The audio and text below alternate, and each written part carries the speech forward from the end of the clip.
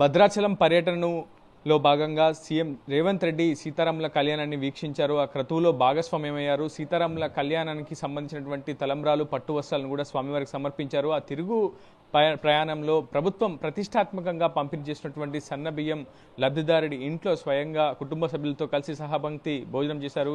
ఈ కార్యక్రమంలో మంత్రులు కూడా పాల్గొన్నారు. ప్రస్తుతం కుటుంబం అంతా ఉంది. సన్నబియ్యం పొందుతున్నటువంటి కుటుంబం ప్రస్తుతం మనం చూడొచ్చు. సీఎం రేవంత్ రెడ్డి కోసం వాళ్ళు తయారు చేసినటువంటి వంటలు చూడొచ్చు. టమాటా, ములక్కాయతో పాటు పప్పు, అటు మజ్జిగ, అన్ని రకాల వంటలు, దాదాపు పులిహోరతో పాటుగా వాళ్ళ శక్తి మేర పూర్తిగా అన్ని వంటలు అయితే వాళ్ళు తయారు చేసి సీఎం రేవంత్ రెడ్డితో పాటు కేబినెట్ బృందానికి కూడా వడ్డించినటువంటి పరిస్థితి. ప్రస్తుతం శ్రీనివాస్ మనతో ఉన్నారు, సన్నబియ్యం లబ్ధిదారు. ఆయనతో మాట్లాడదాం. సీఎం స్వయంగా ఆయన ఇంటికి వచ్చి భోజనం చేసిన తర్వాత ఆయనకి ఎటువంటి అనుభూతి కలిగింది తెలుసుకునే ప్రయత్నం చేద్దాం. దాదాపుగా ఎవరికీ దక్కనటువంటి ఒక ప్రయోజనం మీకు దక్కిందని చెప్పుకోవాలి. ఎందుకంటే స్వయంగా ఒక సీఎం మీ ఇంటికి వచ్చి భోజనం చేయడం, మీ కుటుంబంతో కలిసి భోజనం చేయడం, మీ కుటుంబ సమస్యలను అడిగి తెలుసుకోవడం, ప్రభుత్వ పథకాల యొక్క పనితీరు గురించి తెలుసుకోవడం, వాటి బెనిఫిషరీస్తో మాట్లాడడం వల్ల అసలు క్షేత్రస్థాయిలో పథకాల యొక్క ఇంప్లిమెంట్ ఏ విధంగా ఉందని తెలుసుకునే ప్రయత్నం చేశారు. అసలు సీఎం మీతో ఎటువంటి సంభాషణ జరిపారు, మీరు సీఎంకి ఏం చెప్పారు, సన్నబియ్యం పథకం కావచ్చు, ఇతరత్ర ఏదైనా ప్రభుత్వ పథకాల గురించి మిమ్మల్ని అడగడం జరిగిందా, ఏం చెప్పారు సమాధానం? ఈరోజు సీతారాముల కళ్యాణం జరగటానికి సీఎం రేవంత్ రెడ్డి గారు రావటం అనేది ఒక అదృష్టం. ఏది సీఎం గారికి. ఆ రాముల వారి కళ్యాణానికి రావటం ఆయనకి అదృష్టం అయితే, ఈ సీతారాముల కళ్యాణం జరిగి సీఎం గారి కళ్యాణ మండపం వెళ్ళి మా దగ్గరికి రావడం అనేది మా అదృష్టం అని కోరుకుంటున్నాము. అదేవిధంగా ఈ తెలంగాణ రాష్ట్ర ముఖ్యమంత్రి సీఎం గారు రేవంత్ రెడ్డి గారు రేవంత్ రెడ్డి గారు మా పేద ప్రజలకు ఇంతకుముందు టీఆర్ఎస్ ప్రభుత్వం దొడ్డు బియ్యం కానీ లావు బియ్యం కానీ ఇవ్వటం వల్ల సంథింగ్ కొన్ని ప్రాబ్లంలు రావడం అయింది. కానీ ఈ సీఎం గారు మన తెలంగాణ ప్రభుత్వానికి ఇచ్చిన కానుక ఏంటంటే ఏప్రిల్ 1 నుంచి మనకి సన్న బియ్యం అని పంపిణీ చేయడం జరిగింది పేద ప్రజలకి. అదే ఇంతకుముందు పేద ప్రజలు లావు బియ్యం బయట కొనుక్కోవాలనుకోండి 60 రూపాయలు 70 రూపాయలు అవుతుంది. కాబట్టి ఆ సార్ ఏం చేశారు, పేద ప్రజలకు కానుకగా రాముల వారి కళ్యాణం కానుకో లేకపోతే ఆ తండ్రి కానుకో మాకు సన్నబియ్యం పంపిణీ చేయడం అని జరిగింది. సన్నబియ్యం పంపిణీ చేయడం జరిగింది. అదేవిధంగా రాముల వారి కళ్యాణం తిరుగు ప్రయాణంలో మా ఇంటికి వచ్చి అదే సన్న బియ్యంతో ఆయన మా భోజనం చేయడం అంటే ఆ స్వయంగా ఆ వైకుంఠం నుంచి ఆ రాముల వారు మా ఇంటికి వచ్చినట్టు ఉంది సార్. సాధారణంగా ఒక ఎమ్మెల్యే ఇంటికి వస్తున్నాడంటేనే ఒక హంగు, ఆర్భాటాలు, ఆ వాతావరణం అంతా వేరే ఉంటుంది. ఒక సీఎం మీ ఇంటికి వస్తున్నాడనే సందర్భంలో రావడానికి ఒక 72 గంటల ముందు హడావిడి ఏ విధంగా ఉంది, మీకు ఏమైనా కంగారు అనిపించిందా, ఆందోళన అనిపించిందా? ఎందుకంటే సీఎం స్థాయి వ్యక్తికి మీరు భోజనం వడ్డించి పెట్టాలన్న ఆలోచన వచ్చినప్పుడు ఏ రకాల వంటలు చేయాలనిపించింది? మీదేమో దాదాపు చిన్న కుటుంబం, కేవలం దారిద్ర్య రేఖకు దిగువ ఉన్నటువంటి కుటుంబమే. మీరు రేషన్ కార్డు ద్వారా వచ్చినటువంటి బియ్యాన్ని మీరు తింటారు. సో సీఎంకి అసలు ఆ బియ్యం నచ్చుతుందా, ఆ అన్నం నచ్చుతుందా, ఆ వంటలు నచ్చుతాయన్న ఒక ఆందోళన, టెన్షన్, భయం. ఎందుకంటే 4 రకాల లీడర్లు వస్తారు మీ దగ్గరికి, వచ్చి మాట్లాడతారు, ఏమున్నాయి ఇంట్లో, ఇది నీట్గా ఉంచండి, అది నీట్గా ఉంచండి అని కొంత హడావిడి చేసే ప్రయత్నం చేస్తారు.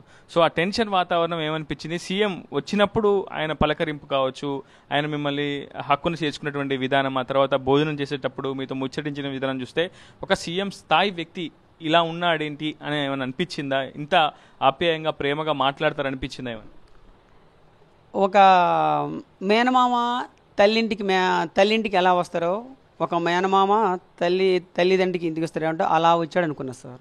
అంతేగాని ఒక సీఎం పదవిలో ఉండి సీఎం రేవంత్ రెడ్డి గారు అనే ఫీలింగ్ వల్ల ఇది లేదు. కుటుంబంలో ఒక పెద్దన్నలాగా వచ్చి మాతో మేము డైలీ ఎలా భోజనం చేస్తామో అందరితో మాతో మా పెద్దన్నే కూర్చొని తిన్నట్టు ఉంది. అదేవిధంగా చెల్లెలింటికి వచ్చేటప్పుడు కూడా శ్రీరాముల వారు పంపించినట్టు అమ్మకి పసుపు కుంకుమ వాళ్ళకి ఇయటం అయింది. అదేవిధంగా పక్కన ఉన్న సీఎం గారితో పాటు తోటి మంత్రులు ఎవరైతే చిన్న పేరు తెలియదు కాబట్టి అవి పేరున అందరూ వచ్చి సమానంగా ఇంట్లో మనం బంతి ఎలా జరుపుకుంటామో అలా తిన్నారు.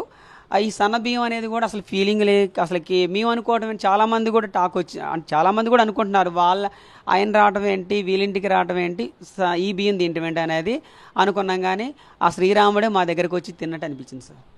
ఒక ఊర్లో ఉండే మనమే ఒక గిరిజన సామాజిక వర్గానికి సంబంధించినటువంటి ఒక సమూహము ఒక ఊర్లో ఉంటేనే మనల్ని వివక్ష గురి కావడం, వీళ్ళు ఏంటి అని ఒక చిన్న చూపు కనిపిస్తుంది. కానీ సీఎం లాంటి వ్యక్తి నేరుగా మన ఇంటికి వస్తున్నప్పుడు మనలో ఒక టెన్షన్ వాతావరణం కూడా కనిపిస్తుంది. ఏదైనా చిన్న పొరపాటు జరిగితే ఏమనుకుంటారో, మనసు నొప్పించినట్టు ఉంటుందేమో, లేకపోతే ఈ కూరలు ఉప్పేస్తే ఇబ్బంది కలుగుతుందేమో, ఇటువంటివన్నీ కూడా అనుకుంటూ ఉంటాం. సో అసలు ఈ వంటలు మీరే స్వయంగా చేశారా? చేస్తున్నప్పుడు ఎంత ఆందోళన పడ్డారు, టెన్షన్ పడ్డారు? రేవంత్ రెడ్డి గారు అన్నం తిన్నాక తులసమ్మ అన్నం బాగుంది అని చెప్పినట్లు మనకు తెలుస్తుంది. ఏం చెప్పారు మీకు సీఎం? బాగుందని చెప్పారండి. వంటలు బాగున్నాయమ్మా అని చెప్పారు. అన్న తర్వాత మళ్ళీ ఇక్కడ ఈ ఖమ్మం వాళ్ళు వంటలు బాగా చేస్తారు. అదే అంటే ఖమ్మం డిస్టిక్ వాళ్ళ అంటే వంటలు బాగా చేస్తారు. సరే అని అన్నారండి. అంటే ఇప్పుడు నేను వచ్చాను కదా, నాకు ఇంకా బాగా చేస్తారన్న ఫీలింగ్ తోటి ఒక మాట అన్నారు సార్. నాకైతే అదే అనిపించింది. వాళ్ళు ఖమ్మం వాళ్ళు అట్లా అసలే వంటలు బాగా చేస్తారు, ఇప్పుడు కూడా అట్లా చేస్తారు కదా అన్నట్టుగా అన్నారండి. సరే నా వంట ఎట్లుంది సార్ అని అన్న. అంటే బాగుందమ్మా, చాలా బాగుంది అని అన్నారు. చూస్తే కుర్చీలు, ఒక డైనింగ్ టేబుల్, ఒక హడావిడి హంగు ఏం లేదు. మరి ఒక సీఎంని నేరుగా మీరు కింద కూర్చోమట్టి చెప్పడం ఏమనుకుంటారో అనిపించలేదు సార్. వచ్చింది సీఎం, ఆయనతో పాటు క్యాబినెటే వచ్చింది మీ ఇంటికి. అనిపించలేదు సార్. ఎందుకు అనిపించలేదంటే ఆయనకే కావాలని వచ్చినప్పుడు మనం ఎందుకు ఫీల్ అవ్వాలి? నేనైతే అంతే అనుకున్నాను సార్. ఎందుకంటే కావాలని వచ్చారు, మన భోజనం చేయాలి, తినాలి, వాళ్ళు ఎట్ట తింటున్నారో ఏంటో అది కూడా మనం రుచి చూడాలనే కదండి వచ్చినప్పుడు ఎందుకు ఫీల్ అవుతారు వారు కదా? అందుకని వారు ఫీల్ అవ్వరు కాబట్టి మనం ఏది వండి పెట్టినా తింటారు. కానీ అడ్డుగొలిగేది వండి పెట్టం కదండి, కొంచెం రుచిగా వండి పెడతాము. కాకపోతే వంటలు కుదురుతాయో కుదరవు అని కొంచెం టెన్షన్ ఉంది. అది దాని తోడు నాకు కొంచెం ఒంట్లో బాగోక నాకు మా బాబు వాళ్ళ మమ్మీని వాళ్ళ మిస్సెస్ని తీసుకొచ్చుకున్నానండి. ఆ బాబాయ్ తీసుకొచ్చాడండి. తీసుకొచ్చి నాకు సాయం చేసి పెట్టారు. వాళ్ళ అమ్మగారే వండి పెట్టారండి. సీఎం గారు చెప్తున్నారు తులసమ్మ భోజనం బాగుంది, తులసమ్మ ఫీడ్బ్యాక్ కూడా తీసుకున్నాను, అనేక సంక్షేమ పథకాలకు సంబంధించినటువంటి విషయాలు కూడా చర్చించాను, మహాలక్ష్మి పథకంతో పాటు ఎస్ పద్మావతి గారు, ఓకే తులసమ్మ గారు, అదే తులసమ్మ గారితో ఈ ఇంటి సభ్యులతో మాట్లాడానని చెప్పి సీఎం గారు చెప్పినట్లు సమాచారం ఉంది. సో ఏమైనా ప్రభుత్వ పథకాల గురించి ఆరా తీయడం జరిగిందా? ఇంకేమైనా సంక్షేమ పథకాల గురించి మాట్లాడారా? సన్నబియ్యం ఎన్ని కిలోలు వస్తున్నాయి ఒక కుటుంబానికి? మీ అందరికి కలిపి ఎంత వస్తుంది? నలుగురం కదండి, మనిషికి 6 కేజీలు కదండి. ఎన్ని వస్తున్నాయి? 24 కేజీలు వస్తాయండి. 24 కేజీలు వస్తాయండి. పథకాల గురించి ఏం మాట్లాడలేదండి. అంత టైం ఎక్కడుందండి మాట్లాడటానికి, అందుకని మాట్లాడలేకపోయాము. ఇక నా గురించి ఏం మాట్లాడలేదు కానండి. మా పాప కోసం, మా బాబు కోసం మటుకి అడిగానండి. మా బాబుకు ఉద్యోగం లేదండి, మా పాపకు వెళ్తే బాగాలేదు, సాయం చేయండి అని మటుకి అడిగానండి. ఇక దయ, దేవుడి దయ. చెల్లెకున్నటువంటి సమస్య ఏంటి? చెల్లెమ్మకి చిన్నప్పటి నుంచి కళ్ళు ప్రాబ్లమ్స్, చుక్కలాలు రావడం వల్ల ఆపరేషన్ చేయడం ఏంటి సార్. అది మళ్ళీ మ్యారేజ్ చేయడం వల్ల, మ్యారేజ్ డిస్క్లోజ్ అవ్వడం వల్ల డిస్టర్బెన్స్, సైకాలజికల్ ప్రాబ్లం ఉంది. అట్లా మేము వెళ్ళటం రావటం చేయటం జరుగుతుంది. అదే ఏదో అంటారు గుడ్లో మెల్ల అన్నట్టు రేవంత్ గారు ఇచ్చిన ఫ్రీ బ్రష్ కూడా మా కుటుంబానికి ఉపయోగపడుతుంది. మా కుటుంబానికి ఉపయోగపడుతుంది అంటే తెలంగాణ ప్రభుత్వంలో ఎంతమంది కోట్ల ప్రజలు ఉన్నారు, వాళ్ళకి కూడా ఉపయోగపడుతుందా లేదా సార్?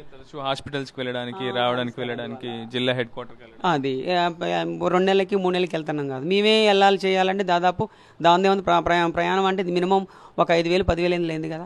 మరి మాకే ఒక కుటుంబానికి 10,000 అవుతుంది నెలకి.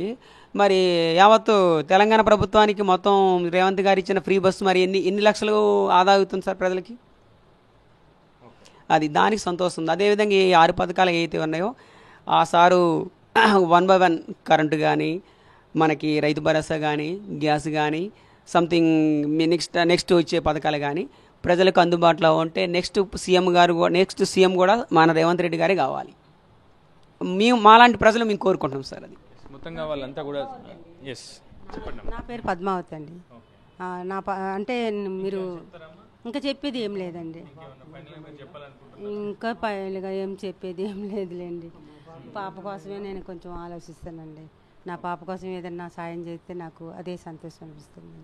మొత్తంగా వాళ్ళు సంతోషాన్ని అయితే వ్యక్తం చేస్తున్నారు. ఒక సామాన్యుడైనటువంటి తమ ఇంటికి నేరుగా సీఎం రేవంత్ రెడ్డి రావడం, తమతో కలిసి భోజనం చేయడం, ఆయన వెంట మంత్రులు కూడా వచ్చడం కొంత ఆనందం అయితే వాళ్ళలో ఉంది. వాళ్ళ ఇంటి సమస్యలన్నీ కూడా కొంత తీరుతాయన్న అభిప్రాయం కూడా వాళ్ళు వ్యక్తం చేస్తున్నారు. ప్రధానంగా వాళ్ళ ఇంట్లో ఉన్నటువంటి వాళ్ళ సిస్టర్ కోసం కూడా కొంత ప్రభుత్వం తరపున ముఖ్యమంత్రి హోదాలో రేవంత్ రెడ్డి కూడా కొంత సాయం చేస్తామని ప్రకటించినట్లయితే మనకు సమాచారం అయితే అందుతుంది. ఏదేమైనప్పటికీ ఒక సామాన్యుడైన తమ ఇంటికి సీఎం రావడం, సంక్షేమ పథకాల గురించి ఆరా తీయడం అయితే తమకు కొంత సంతృప్తినిచ్చిందని వాళ్ళ అభిప్రాయం అయితే వ్యక్తం చేస్తున్నారు. ఈ వీడియో హైదరాబాద్తో రిపోర్టర్ ఉదయ్, RTV భద్రాచలం నుంచి. మరిన్ని వీడియోస్ కోసం ఛానల్ ని సబ్స్క్రైబ్ చేయండి. లేటెస్ట్ అప్డేట్స్ కోసం వాట్సాప్ ఛానల్ ని ఫాలో అవ్వండి. అండ్ లింక్ డిస్క్రిప్షన్ లో ఉంది.